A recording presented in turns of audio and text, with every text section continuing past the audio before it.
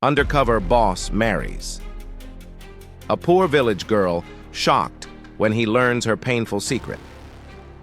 In the small, dusty village of Lokuma, where red sand painted every footpath and silence carried more weight than words, lived a woman named Ava.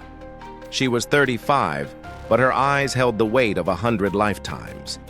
Since her mother's death 5 years ago, Ava had known nothing but hardship. Her father, Mr. Jonah, once a gentle schoolteacher, had drowned himself in liquor and rage. Then came Miranda, his new wife, sharp-tongued, cold-hearted, and cruel. Together they turned Ava into a shadow, cooking, cleaning, farming, serving, and sleeping hungry. People in the village saw it. They pitied her, but no one ever spoke up. No one wanted to face Jonah's madness. Then one day a stranger arrived. He came from the city. His shoes were worn. His shirt was faded. His name was Lucas. He worked Jonah's land for 3 long months, clearing fields, lifting sacks, sweating from dawn to dusk. And yet, he was never paid. Until one burning afternoon, when something happened that would change everything. That was the day Jonah made an offer no one expected. That was the moment Ava's fate was sealed. And it was also the moment a secret began to unfold, because the man they thought was poor. He wasn't just any man. For 3 months, Lucas worked that land. He showed up before sunrise and left long after the sky turned black. He cleared thorny bushes with his bare hands. He dug rows for cassava with a rusted hoe. He carried firewood until his back screamed, and all of it for a promise, a vague, shifting promise from Mr. Jonah, a man who once taught literature but now lived with bitterness in every breath. Lucas said little, but he watched everything. Every slap Jonah gave to a farmhand who missed a spot. Every snide whisper from Miranda, the wife who seemed to enjoy cruelty more than tea. And every time Ava, the quiet daughter in that house, swept the compound with tired shoulders and a face that didn't flinch anymore. He watched, he worked, he waited. But after 3 months, nothing came. "Tomorrow," Jonah would say, "when I sell that yam, when the buyer sends money." Lucas knew it wasn't coming. So one afternoon, as the sun burned red above the dry rooftops of Lokuma, Lucas stood at the wooden threshold of Jonah's house and asked, calmly but firmly, for his pay. Jonah didn't answer right away. He looked around, scratched his neck, then his eyes fell on Ava, dusty, bent over a broom. And then he laughed. He didn't hand over money. He didn't apologize. He pointed at his daughter and said, like he was naming a goat, "Take her. That's your payment." No one said a word. Ava's broom slipped from her hands. Her knees buckled. Her mouth opened, but no sound came. Her father didn't look at her again. Miranda folded her arms and muttered, "Good." One less mouth. No goodbye, no blessing, no shame, just silence. And just like that, Ava left the only home she'd ever known, not with bags, not with plans, just a black plastic sack and a heart half full of fear. She followed Lucas down the path, eyes fixed on the ground. Her little half-brother Sam peeked from behind the cooking hut, tears streaking his cheeks, too afraid to wave. Lucas didn't say a word. He walked ahead, each step steady, each movement deliberate. Not a savior, not a thief, just someone she didn't yet understand. In the battered minibus that rattled them out of Lokuma, Ava sat by the window, her arms wrapped around her bag like it held her last thread of dignity. Trees blurred past. Dust seeped through the cracks. She didn't cry, not because she wasn't hurting, but because the pain was already deep inside, somewhere crying couldn't reach. Beside her, Lucas stayed still, quiet. He looked ahead like a man used to discomfort. But every so often, when the road jolted too hard or the bus grew too quiet, he would glance at her. Not with pity, not with desire, just attention, presence. That confused Ava the most. In her world, men only noticed her when they wanted something. This, whatever it was, felt different. She didn't trust it. Not yet. When they reached the city, everything changed. The noise, the smell, the pace. Ava gripped her bag tightly as strangers brushed past them on the street. Her feet, used to dry red sand, now stepped on cement that burned from the heat. They took a small tricycle to a gated compound tucked behind a quiet street. Lucas knocked once. The gate opened, and inside Ava saw something she never expected. Order, cleanliness, peace. Not wealth exactly, but something better.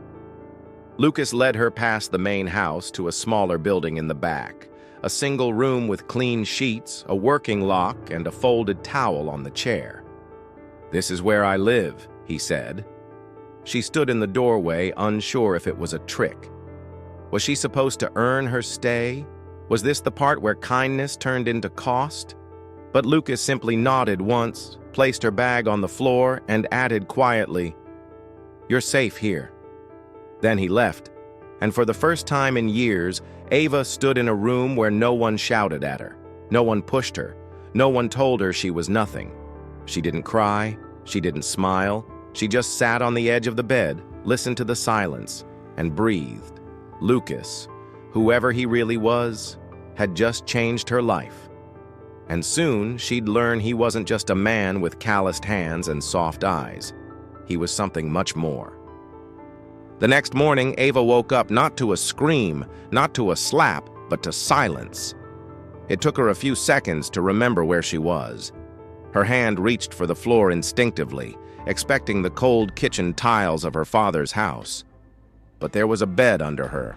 A thin sheet covered her legs, the scent of soap and clean air. She sat up slowly. Sunlight filtered through a half-drawn curtain.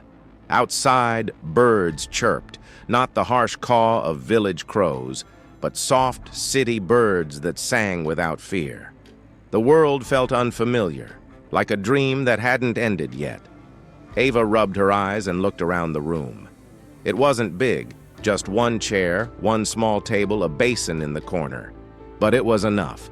For someone who used to sleep beside sacks of charcoal, this felt like royalty. Then she noticed something else.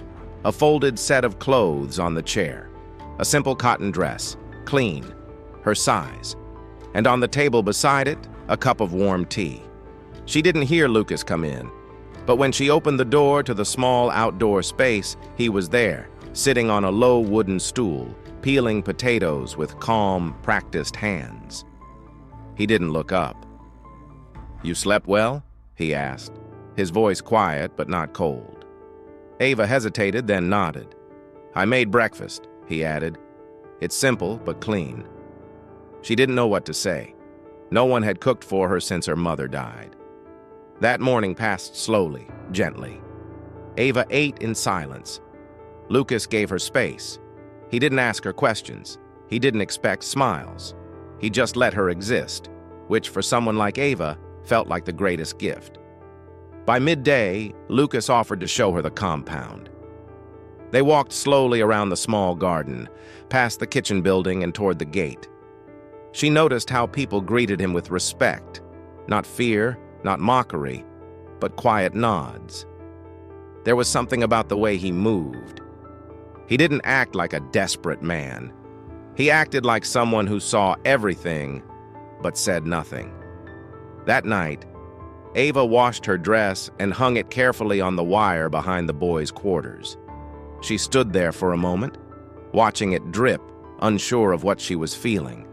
Peace? Suspicion? Hope? Then she turned and saw Lucas placing a small notebook on the table near her bed. "For writing," he said simply.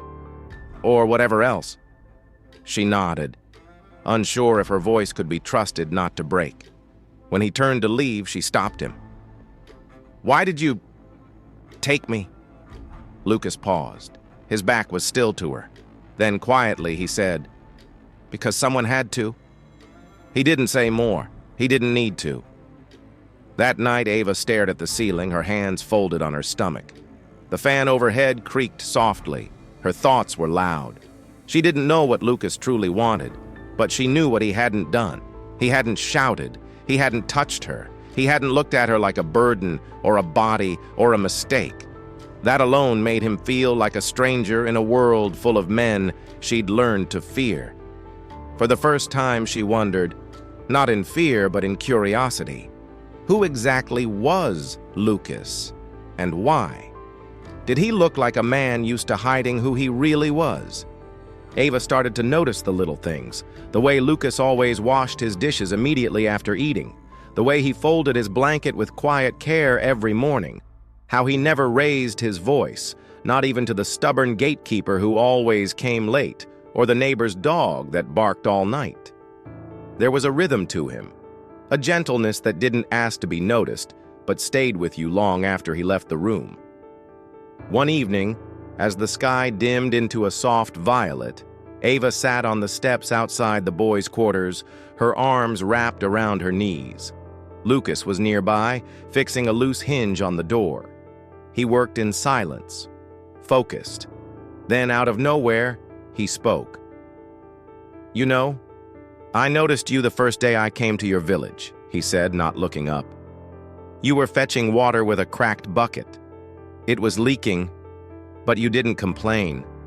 Ava blinked, surprised.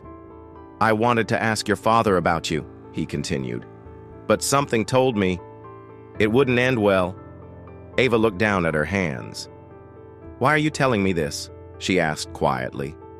Lucas set the screwdriver down and wiped his hands on a cloth. Then he finally turned to face her. "Because I want you to know," he said, "I didn't take you because I had no choice. I took you because I saw something in you. Strength, dignity, even when they tried to crush it." Ava didn't know what to say. Her chest felt tight, not from pain, but from something softer, something unfamiliar. No one had ever spoken to her like that before. That night, she couldn't sleep. She lay on her side, facing the wall, heart racing in the dark. Not because of fear, but because of memory. The way Lucas said her name, the way he noticed things others ignored. She thought of her father, who only spoke when he needed something. She thought of Miranda, whose eyes always scanned her like a predator. And then she thought of Lucas, and how he offered her tea. Later that week, something shifted. They were walking back from the market, Lucas carrying a bag of rice, Ava holding tomatoes in her shawl, when a group of boys passed by and whistled. "Wife material!" one of them jeered. Ava tensed, waiting for Lucas to laugh or ignore it, but he didn't. He stopped walking, turned calmly, and looked the boy straight in the eye. "She's not your joke," he said. The boy muttered something under his breath and walked off. But Ava stood still, stunned. Lucas didn't explain himself. He just kept walking, slow and steady, like always. That night, Ava found herself watching him differently, not as the man who saved her, not even as a friend, but as someone who saw her, really saw her. Still, Lucas never crossed a line. He cooked, he worked, he spoke with care. Even when they sat side by side on the steps, watching the night their shoulders close, he never reached for her hand. Ava started writing in the notebook he gave her. Not poems, not stories, just pieces of herself. Memories, thoughts, dreams. And one night she wrote this: "He gives me space. He gives me silence. He doesn't treat me like something to be owned. I don't love him yet, but I think I'm learning what love could feel like." She never told him, but somehow she felt he already knew. 2 weeks after she arrived, Ava found herself standing in a kitchen much larger than any room she'd ever entered. The floor was clean, the walls were white, there were real cabinets, stainless steel pots, a fridge that hummed gently like it had nothing to prove. This wasn't her space, not yet. But she had been asked to help prepare lunch. Madame Elise, the woman who owned the house, had passed by the boys' quarters earlier that morning. She'd noticed Ava sweeping the front steps and stopped. "You have a quiet spirit," she'd said. "Would you mind helping my cook for a few days? She's preparing for a family trip." Ava had nodded before she fully understood what she was agreeing to. Now, standing in the kitchen with an apron tied awkwardly around her waist, Ava chopped vegetables as neatly as she could. The cook, a kind woman named Salma, guided her gently. "Slow down. Let the knife do the work. You're tense." "I'm sorry," Ava whispered. "No need to be. You'll get used to this." By the second day, Ava was preparing entire dishes. Her hands moved with memory, things her mother had once taught her in a different kitchen, a different lifetime. Elise began to take notice. One afternoon, as Ava plated a dish of jollof rice with grilled plantains, Elise walked in, heels clicking on the tiled floor. She stopped, watched for a moment, then said, "You're very precise." Ava froze. "I hope it's okay, Ma." Elise walked closer, took a small bite, then smiled. "It's better than okay." That evening, Ava returned to the boys' quarters with a strange lightness in her chest. Lucas was sitting outside with a book in his hand. He looked up and smiled.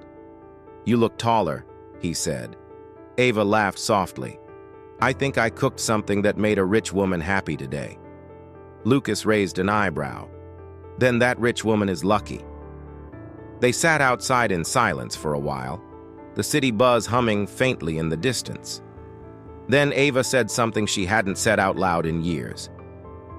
"I want to go back to school." Lucas turned to her, surprised. "I never finished. I passed secondary school, but after my mother died, everything stopped. I want to study medicine, not to become rich, just to help people like her." Lucas didn't speak right away. He looked at her, not just her face, but her eyes, her posture, her hands folded tightly in her lap. "You should," he said simply. She looked at him. "Do you really think I can?" "I don't think," he replied. "I know." Later that week, Elise approached her with an offer. "My cook is leaving for Canada," she said. "She won't be coming back. I've been watching you, Ava. You work with care, you listen more than you speak, and your food tastes like it was made by someone who remembers hunger." Ava swallowed hard. "I want you to take over the kitchen. I'll pay you monthly. Properly." For a moment, Ava couldn't speak. Her heartbeat was loud in her ears. Then she nodded. "Yes, Ma. Thank you." That night, she sat at the edge of her bed, the apron still in her hand. Her fingers traced its edges like it was something sacred. She looked at Lucas and whispered, "They're giving me a chance." He smiled. "No," he said gently. "You've earned it." And for the first time in a long, long time, Ava believed him. It started with a glance. He was standing by the doorway when Ava brought a tray of fresh fruit into the main house. Tall, broad-shouldered, with a sharp jaw, and a smile too confident for someone who hadn't lifted a finger all morning. Darian, Madame Elise's son, recently returned from abroad. She didn't know he had come back until she almost bumped into him in the hallway. He looked her over once, and instead of stepping aside, he leaned closer. "You must be Ava," he said, voice smooth like polished stone. "My mother's been talking about you." She gave a polite nod and kept walking, but from that moment, he kept appearing, at the kitchen door, on the staircase, in the garden when she stepped out to shake the tablecloth, always with a look, always with a smile that lingered too long. And then one afternoon he spoke. "I've been watching you," he said, standing by the counter while Ava stirred a pot of soup. "You move like someone who doesn't know her worth." Ava froze. Her hand tightened around the spoon. "You cook, clean, serve, like you owe someone something," Darian continued, voice low. "But you're smart, beautiful. You deserve more." She said nothing. "You shouldn't be wasting your time in this kitchen," he added. "Not with a man like Lucas." Now she turned, slowly, cautiously. "Excuse me?" "I'm saying you deserve better," he replied, stepping closer. "I can give that to you," He took out his phone, tapped it, and turned the screen toward her. A flight confirmation. Canada. A scholarship program. A medical prep school. "I know what you told my mother," he said. "About school. This is real. I have contacts. I can make it happen." Ava stared at the screen, then at him. "Why would you do that for me?" He smiled. "Because I want you. Not for one night. I mean it. Let me change your life." She didn't speak. Her mind raced. Her hands trembled slightly, but she kept them behind her back. "I'll give you a new phone, a proper wardrobe. You'll never have to sweat in someone's kitchen again," he said. "You're wasting your glow on a man with nothing. What has Lucas really done for you?" Ava looked down, then up. Her voice, when it came, was steady. "He gave me something you can't buy." Darian's smile faded. "And what's that?" "Peace." She set the spoon down. "He never promised me Canada. He didn't hand me money or flights. But he looked me in the eye when no one else would. And not once. Not once. Has he made me feel like a price tag?" Darian scoffed. "So you'd rather struggle with him? Wash plates until your hands break?" "I'd rather struggle with someone who respects me than live in gold beside someone who sees me as a trophy." He leaned in, jaw tight. "You'll regret this." She met his gaze, calm. "Number I won't." That night, back in the boys' quarters, Ava didn't tell Lucas right away. She helped him prepare dinner, sat with him, and listened to his small talk. But something in her shifted. A new line had been drawn. She saw clearly now. What comfort could disguise, what power could manipulate. But more importantly, she saw her own strength. She had said no to wealth, to promises, to temptation. Not because she didn't want more, but because she finally understood. Not all gifts come from kindness. Some come with chains. The next morning, Ava stood at the kitchen sink, her fingers deep in soapy water, but her thoughts miles away. She kept replaying Darian's words in her mind. The flight, the offers, the threat. She had said no, but she knew deep down he wasn't finished. She was right. By noon, Elise called her into the sitting room. The air inside was cool, quiet, but heavy. Elise sat on the edge of the cream-colored couch, legs crossed, lips pressed into a soft smile that didn't reach her eyes. "Ava," she said gently. "Come, sit." Ava obeyed slowly. Her hands still damp, she wiped them on her apron as she lowered herself onto the edge of the ottoman. "I heard you and Darian had a little conversation yesterday." Ava looked down. "Yes, ma'am." Elise studied her. "He tells me he made you an offer. Education, a future, a chance to do more with your life." Ava nodded slowly. "Yes, Ma, but You refused," Elise interrupted. "I know, and that's why we're having this talk." There was silence. Then Elise leaned forward, voice softer now. "I understand loyalty, my dear. It's admirable. But sometimes, loyalty can keep us poor, stuck, tired." She paused. "Darian may be brash, but his heart is in the right place. He sees potential in you. So do I. You're bright, hardworking. You could do so much more if you just allowed yourself to." Ava blinked. Elise continued. "You love Lucas. I see that. But be honest. What can he give you? A small room? Boiled rice and promises?" Ava's fingers dug into the fabric of her apron. "We can help you," Elise said. "Help both of you. Darian's offer isn't just for you, it's for him too. We could move Lucas into a better job, get him off the compound, give you both a fresh start." Ava looked up slowly. "So, you want me to leave him?" Elise didn't answer directly. She only said, "Think bigger." Ava's chest rose and fell, her breath tightening. "With all due respect, Ma," her voice cracked, then steadied, "I'm not a transaction." Elise's face hardened slightly. The mask slipped. "I've worked in your kitchen, I've served your guests. I've never once asked for anything, and now, because your son wants something he can't have, I'm being offered a trade." Elise didn't move. "I'm not a step on someone else's ladder," Ava said, standing slowly. "If you can't respect my marriage, my dignity, or my choices, then I can't stay here." Elise's expression froze.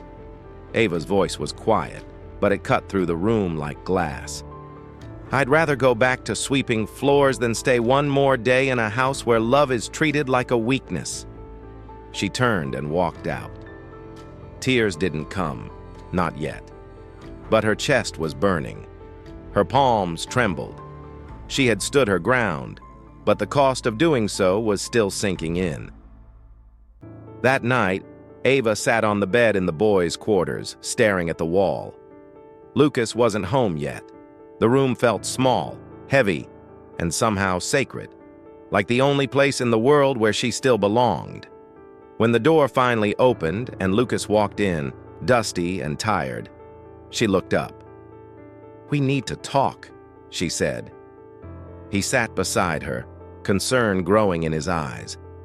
Ava told him everything about Darian, about Elise, about the flight, the promise, the pressure. She told him about the conversation that morning, her decision, her refusal. Lucas didn't speak for a long time. Then, quietly, he said, "Thank you." Ava looked at him. For what? For choosing love, when power was on the table. She smiled faintly. It wasn't even close. He reached for her hand. She took it. And in that small, quiet room, lit only by the streetlight outside the window, two people who had nothing made it clear to the world. Their worth was not for sale.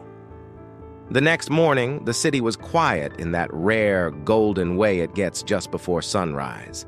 Ava stood by the window of the boys' quarters, arms folded, eyes tracing the skyline through rusted bars. She hadn't slept much, not because of fear, but because something inside her had shifted. A weight had lifted. She had walked away from power, and still felt strong. When Lucas woke, he found her already dressed. The small kettle was boiling. The table was neatly set. But something about her silence made him pause. He sat down. She placed a cup in front of him. Then, slowly, she opened the wooden drawer under the bed and pulled something out. A bag. Heavy. She set it on the table. Money, bundled neatly in rubber bands, worn notes stacked together like they had waited years to be counted. Ava blinked. "What is this?" Lucas looked at her carefully. "My savings." "For what?" He didn't answer immediately. He sat with his hands folded, then said, "I've been saving this for 5 years. A little here, a little there. I wanted to open a small bistro, a quiet place, nothing fancy, just something I could build with my own hands." Ava swallowed hard. "I was going to surprise you, maybe after your birthday, but after what you did, after the way you stood for us, I realized this money shouldn't just be mine anymore." He pushed the bag toward her. "Use it. Go back to school. Apply. Start that dream." The words hit her like a warm storm. But she didn't reach for the money. Instead, she reached for his hand. "No," she said, voice steady. "This is your dream, Lucas. It's what you've worked for." He shook his head. "What's the point if I can't use it to lift the woman who stood by me?" Ava looked at the money again. She imagined lecture halls, lab coats, and textbooks she couldn't afford 5 years ago. She imagined white coats and stethoscopes and her mother's smile. But then she imagined something else. A door swinging open, a signboard painted by hand, the smell of cooking oil, the sound of 2 people laughing behind the counter. She looked at Lucas, eyes wet but clear. "Then let's do it together." He furrowed his brow. "Let's start with your dream first. Let's open that bistro. A small place, even if it's just 1 table and 2 chairs. I'll help cook, serve, sweep, whatever it takes. And when it grows, when we're steady, then I'll go to school." Lucas stared at her. Not like she was beautiful, not like she was generous. He looked at her like she was everything he didn't know he needed. "You'd give up university for this?" "No," Ava said softly. "I'd wait. And that's not giving up. That's building. With you." He stood, walked over, took both her hands. In that moment, in that tiny room, with a bag of wrinkled bills and two hearts still healing, they made a vow, not in words, not in rings, but in sacrifice. Not "I love you" in the way the world shouted it, but "I'll build with you." And that's how it started. Not with a loan, not with a gift from someone rich, but with two people who had nothing, except each other, and enough courage to start from there. 3 days after they agreed to build something together, Lucas came home later than usual. His shirt was soaked from the rain. His shoes are muddy, but his eyes looked different, lighter, less guarded. Ava noticed it the moment he stepped in. She stood by the stove stirring stew and turned slowly when she saw him. "You're wet," she said. Lucas nodded, pulled off his jacket, and sat down on the edge of the bed. He stared at the floor for a long time, elbows on knees, hands clasped tight. Ava wiped her hands and came closer. "Did something happen?" He looked up, and something in his face made her pause. There was no sadness, only truth. "Ava," he said slowly, "I need to tell you something." She sat beside him. "I haven't been honest with you, not because I wanted to deceive you, but because I needed to be sure." "Sure of what?" He took a breath. "I'm not just some man working odd jobs. I'm not broke, and I never needed Jonah's money." Ava frowned. "I'm the CEO of Lunaris Group," he said. "We own a chain of fine dining restaurants across Angara and 3 other cities." The words didn't make sense at first. She stared at him, waiting for a laugh, a joke, a smile. But Lucas was serious. "I created the brand 8 years ago," he continued. "Built it from scratch. I stayed hidden because I wanted to know who I could trust. Every woman I dated before loved the status, the money, not me." Ava felt the room tilt. "So you came to Lokuma to find someone?" "I went there to investigate," he said. "One of my franchises had complaints of worker abuse. I heard Jonah used to be a supplier. I disguised myself to understand the system from the inside." He paused. "But then I saw you." Ava stood slowly, walking to the other side of the room. Her heart raced. Her breath was short. "All this time," she whispered, "you let me think." "I didn't lie about what mattered," Lucas said. "Everything I showed you, my respect, my care, was real." Ava turned to face him. Her hands were trembling. "Why now?" "Because when you refused Elise," he said, "when you walked away from Darian, when you chose me, I knew." "Knew what?" "That you didn't love the illusion. You loved the man." The room was quiet. So quiet. Ava sat back down. She didn't speak for a long time. Then, in a voice that didn't break, she said, "I'm not angry." Lucas looked at her. "I'm overwhelmed. But I'm not angry. You could have told me. But I get it. You needed to be sure. So did I." She smiled faintly. "Now I know it wasn't the city or the clothes or the house that made me feel safe. It was you." Lucas took her hand. "I don't want to build a brand anymore," he said. "I want to build a life. With you." She nodded. "Then let's do it." And just like that, the truth that could have broken everything only made them stronger. Because trust wasn't about what you owned. It was about who you were when no one was watching. And Ava had fallen in love with the man behind the curtain. Not the CEO, not the wealth, just Lucas. 2 years later, the halls of Angara University were filled with white coats and proud families. Among them, one woman stood taller, not because of her height, but because of everything she had survived to get there. Avenue Dr. Ava. Her hair was tied back. Her eyes are clear. Her hands were steady as she crossed the stage to receive her degree in medicine. The auditorium erupted in cheers, but the loudest voice came from the far right corner. "That's my wife!" Lucas stood, clapping wildly, tears already on his cheeks. "That's my queen!" After the ceremony, he wrapped her in his arms, tighter than ever before. "I'm proud of you," he whispered, "not just for this, but for everything you refuse to become."